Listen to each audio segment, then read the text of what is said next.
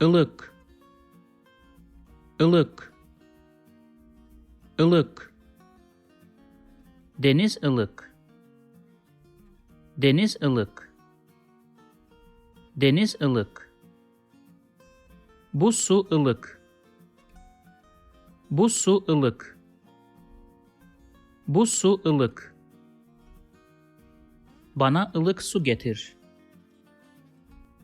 bana ılık su getir, bana ılık su getir, bana ılık su getir. If you like this video, please subscribe to my channel below for more videos on Turkish grammar, vocabulary, and pronunciation. Also, if you think this video can benefit somebody else, please share it with them. Last, if you have any comment or request, please provide your feedback in the comment section below and I'll do my best to respond as soon as possible.